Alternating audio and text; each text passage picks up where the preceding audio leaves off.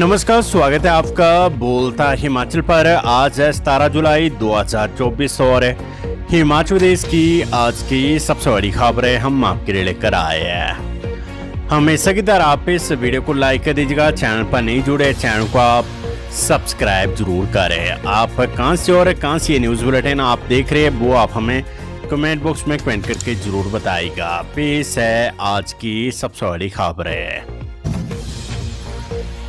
हिमाचल प्रदेश बिजली बोर्ड ने मांगे 65 करोड़, सरकार देने को नहीं है तैयार। प्रदेश के 7 प्रमुख शहरों में बिजली के ढांचागत विकास को लेकर केंद्रीय योजना के तहत किए गए टेंडर पर विवाद खड़ा हो गया है। इसके बाद बिजली बोर्ड ने सरकार से 65 करोड़ 21 लाख रुपए की अतिरिक्त राशि मांगी है। जब तक सरकार से ये पैसा नहीं मिलता है तब तक इस काम में बिजली बोर्ड आगे नहीं बढ़ेगा। परंतु सूत्रों की माने तो वित्त विभाग पैसा देने को तैयार नहीं है। खुद वित्त विभाग ने इस पर आपत्तियां उठाई है। इतने ने इस विवादित टेंडर के साथ 26 लाख स्मार्ट बिजली मीटर का मामला भी फिलहाल अटक गया है, जिस पर मुख्यमंत्री सुखविंदर सिंह सुक्खू के साथ बातचीत होने के बाद ये निर्णय होगा। फिलहाल ऐसा माना जा रहा है कि 7 शहरों के लिए जो सिंगल बिड टेंडर हुआ है वे खटाई में पड़ गया है। अब नए सिरे से दोबारा टेंडर करना ही होगा। हालांकि बिजली बोर्ड ने अपनी ओर से सफाई दी और वित्त विभाग द्वारा उठाए गए सवालों के जवाब दिए हैं।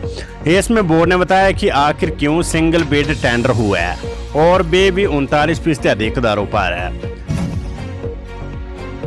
मुख्यमंत्री सुखविंदर सिंह सुक्खू ने गडकरी से सड़क निर्माण के लिए मांगी वित्तीय सहायता। मुख्यमंत्री सुखविंदर सिंह सुक्खू ने नई दिल्ली में केंद्रीय सड़क परिवहन और राजमार्ग मंत्री नितिन गडकरी से उदार वित्तीय मदद की मांग की है।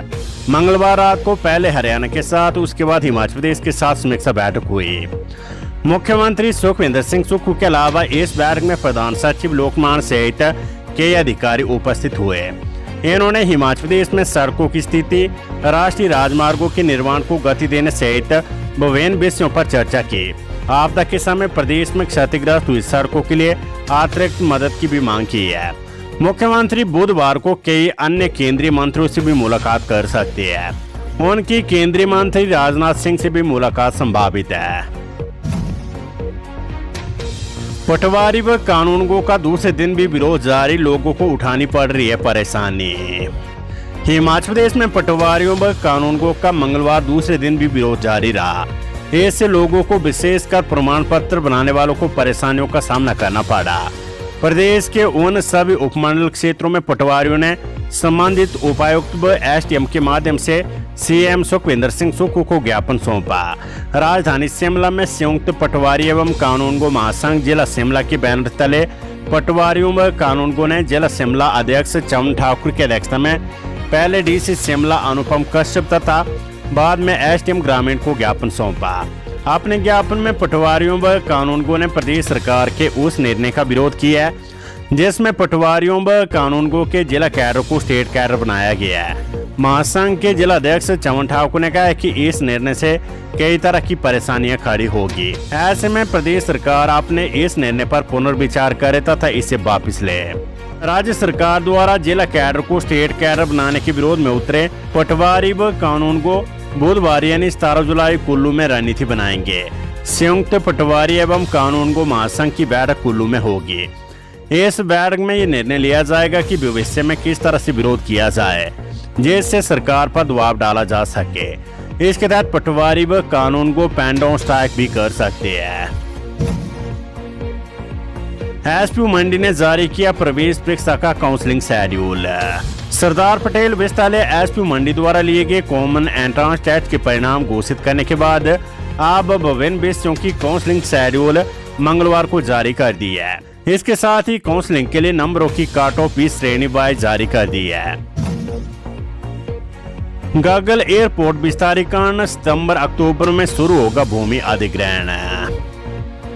प्रदेश की सबसे बड़ी एवं महत्वाकांक्षी परियोजना कांगड़ा एयरपोर्ट विस्तारीकरण की प्रक्रिया जल्द रफ्तार पकड़ने वाली है।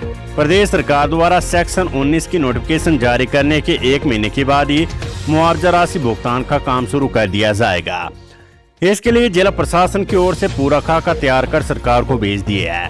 अब सरकार ने भी भूमि अधिग्रहण को लेकर अपनी सहमति दी है। इसके लिए वित्त विभाग से भी अप्रूवल मिल चुकी है। अब प्रशासन से भूमि अधिग्रहण की नोटिफिकेशन जारी होना बाकी है।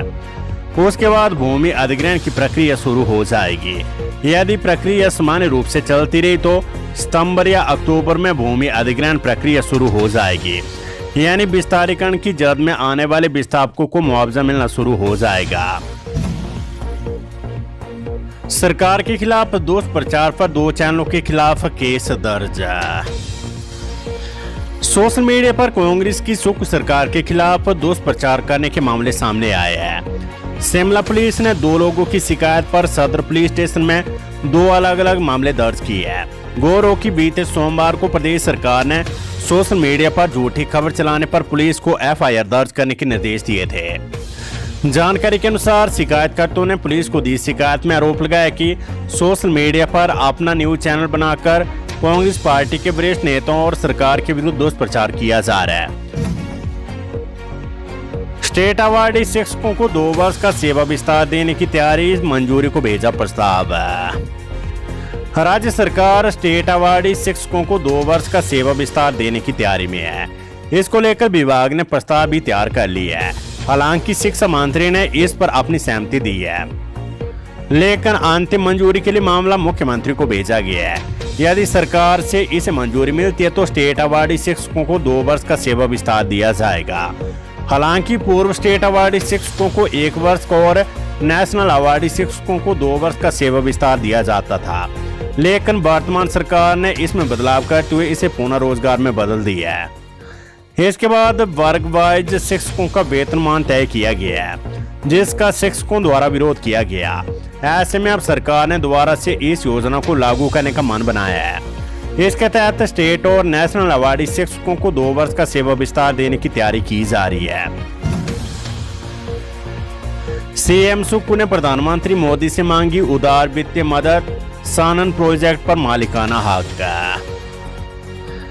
मुख्यमंत्री सुखविंदर सिंह सुक्कू ने मंगलवार को नई दिल्ली में प्रधानमंत्री नरेंद्र मोदी से हिमाचल प्रदेश को हरित ऊर्जा संपन्न राज्य बनाने के लिए समर्थन मांगा।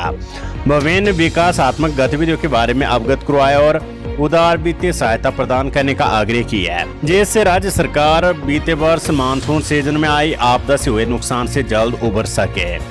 इस पर प्रधानमंत्री ने हर संभव मदद का आश्वासन दिया है। सुक्कू ने कहा कि ताप विद्युत खरीद की शर्तों एवं नियमों में राहत देते हुए राज्य को उचित मुआवजा प्रदान किया जाए।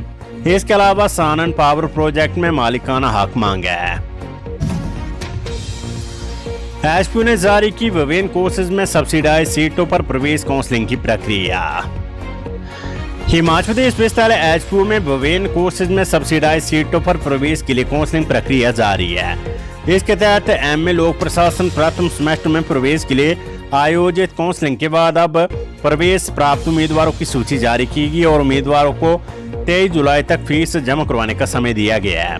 इसके अलावा एमएससी फिजिक्स प्रथम सेमेस्टर में प्रवेश प्राप्त उम्मीदवारों की संशोधित सूची जारी की गई है। इस सूची में शामिल उम्मीदवार अब 20 जुलाई को शाम 5 बजे तक फीस जमा करवा सकेंगे। एचआरटीसी प्रबंधन का दावा, कंडक्टर भर्ती में उत्तीर्ण अभ्यर्थियों को 1 हफ्ते में जारी होंगे नियुक्ति पत्र। एचआरटीसी में कंडक्टर भर्ती परीक्षा उत्तीर्ण कर चुके और नियुक्ति पत्र का इंतजार कर रहे 357 योग्य अभ्यर्थियों ने सरकार व निगम प्रबंधन को चेताया कि यदि 22 जुलाई से पहले नियुक्ति पत्र जारी नहीं हुए तो सचिवालय के बाहर भूख हड़ताल करेंगे। वहीं निगम के प्रबंध निदेशक रोहन चंद ठाकुर ने अभ्यर्थियों को आश्वस्त किया कि वे धैर्य रखें। निगम प्रबंधन ने भर्ती प्रक्रिया शुरू कर दी और 1 सप्ताह के भीतर सभी अभ्यर्थियों को नियुक्ति पत्र जारी कर दिए जाएंगे। रिवैल्यूएशन का रिजल्ट अटका, छात्रों की बड़ी टेंशन। राज्य में हिमाचल प्रदेश स्कूल शिक्षा बोर्ड और शिक्षा विभाग कुंभकर्ण की नींद सोया हुआ है। प्रदेश में हजारों छात्रों का पुनर्मूल्यांकन का परिणाम लटका हुआ है, लेकिन प्रदेश में शिक्षक परीक्षाओं की रीचेकिंग और पुनर्मूल्यांकन के लिए दिलचस्पी नहीं दिखा रहे हैं। इससे अभी तक पेपरों का रिवैल्यूएशन नहीं हुआ है और न ही पेपरों की रीचेकिंग हुई है, जिससे अभी तक हजारों छात्रों का परिणाम लटका हुआ है। प्रदेश भर में स्कूलों में मानसून की 1 माह की छुट्टियां चल रही है। इसके चलते शिक्षक घर बैठे छुट्टियां काट रहे हैं, लेकिन कोई भी शिक्षक परीक्षाओं का पुनर्मूल्यांकन करने के लिए बोर्ड नहीं पहुंचे हैं। वहीं शिक्षा बोर्ड ने अब शिक्षा विभाग को शिक्षकों को उपलब्ध करवाए जाने के लिए भी पत्र लिखा है, लेकिन शिक्षा विभाग व बोर्ड की लापरवाही ने छात्रों को संकट में डाल दिया है। हिमाचल के स्कूलों में अगले महीने से स्मार्ट उपस्थिति ऐप से लगेगी विद्यार्थियों की हाजिरी। हिमाचल प्रदेश के स्कूलों में अब विद्यार्थियों की हाजिरी अगले महीने से स्मार्ट उपस्थिति ऐप के जरिए लगाई जाएगी। इसके लिए स्कूली बच्चों का डाटा यूडाइस पर अपडेट किया जा रहा है। प्रदेश में निजी स्कूलों समेत करीब 14 लाख बच्चों का डाटा इस पर अपलोड किया जाएगा, जिसमें से 9 लाख बच्चों का डाटा अपडेट हो चुका है। बाकी बच्चों का डाटा भी इसी माह के अंत तक अपलोड कर दिया जाएगा।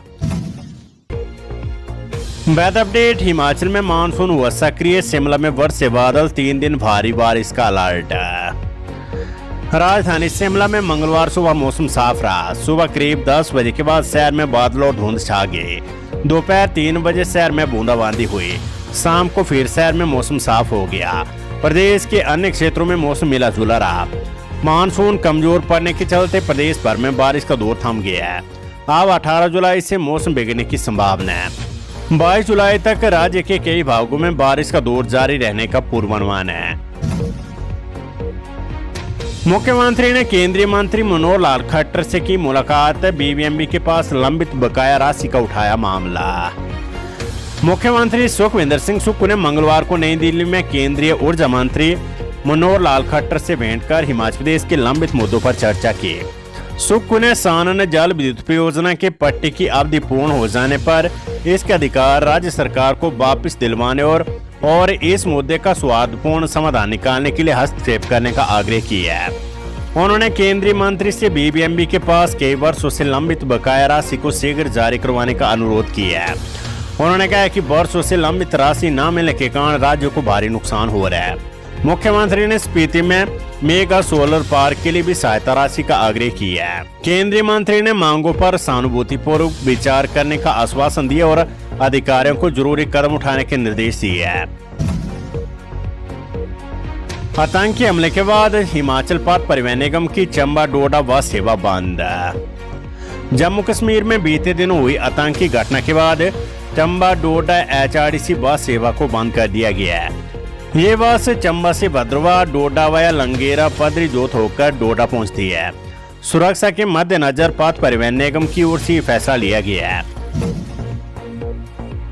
पानी की स्कीमों से प्रतिदिन सैंपल लेने के निर्देश। जल जनित रोगों से बचाव के लिए लिया फैसला। प्रदेश सरकार ने हिमाचल के पेयजल स्रोतों को साफ सुथरा रखने के निर्देश दिए हैं।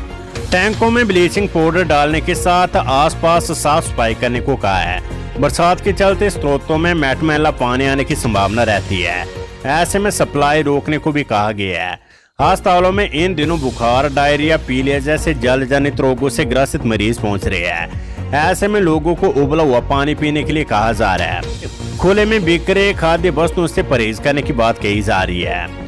वहीं सरकार ने विभाग को बावड़ियों और हैंडपंप से पानी के सैंपल जुटाने के निर्देश दिए हैं। अगर सैंपल मानकों पर खरा नहीं उतरते तो वहां पानी पीने योग्य नहीं है, ऐसी पट्टी लगाकर लोगों को सूचित करने के लिए कहा गया है। इसके अलावा खड्डों और नदियों से लिफ्ट हो रहे पानी के भी प्रतिदिन 2 से 3 सैंपल लेने के निर्देश दिए हैं। कांगड़ा जिले के स्कूलों को जल्द मिलेंगे 32 अध्यापक। मेरिट के आधार पर सूची तैयार है। अध्यापकों की कमी से जूझ रहे स्कूलों में जल्द ही 32 शिक्षकों की नियुक्ति होगी। शिक्षकों की तैनाती के लिए करवाएगी काउंसलिंग का रिजल्ट प्रारंभिक शिक्षा विभाग की ओर से तैयार कर लिया गया है। शिक्षा विभाग की ओर से मेरिट के आधार पर 32 अभ्यर्थियों की सूची तैयार की गई है। इन अभ्यर्थियों की सूची को प्रारंभिक शिक्षा निदेशालय को भेजा गया है। जैसे उच्च अथॉरिटी से स्वीकृति मिलेगी, इन 32 अध्यापकों की नियुक्ति जिले के स्कूलों में अनुबंध के आधार पर की जाएगी। हिमाचल पंजाब टैक्सी विवाद सुलझा, समन्वय समिति होगी गठित। हिमाचल और पंजाब के टैक्सी ऑपरेटरों के बीच चल रहा विवाद सुलझ गया है। मंगलवार को कैबिनेट मंत्री अनिरुद्ध सिंह की अध्यक्षता में सचिवालय में हिमाचल और पंजाब के टैक्सी ऑपरेटर यूनियनों के प्रतिनिधियों की बैठक हुई। विवाद के स्थायी हल के लिए समन्वय समिति गठित करने का फैसला लिया गया है। बैठक में दोनों टैक्सी यूनियन के प्रतिनिधियों ने अपना पक्ष रखा है। बैठक में फैसला लिया गया कि यदि कोई भी टैक्सी चालक वीडियो बनाकर वायरल करता है तो समन्वय समिति संज्ञान लेगी। मंत्री अनिरुद्ध सिंह ने सभी टैक्सी यूनियन को आपस में तालमेल बनाकर काम करने का सुझाव दिया है। टैक्सी यूनियनों के प्रतिनिधियों ने निजी गाड़ियों को टैक्सी के रूप में चलाने का मामला भी मंत्री के समक्ष उठाया। अनिरुद्ध ने कहा कि निजी गाड़ियों का टैक्सी के रूप में प्रयोग करने वालों के न सिर्फ चालान होंगे बल्कि गाड़ियां जब्त कर केस भी दर्ज किया जाएगा।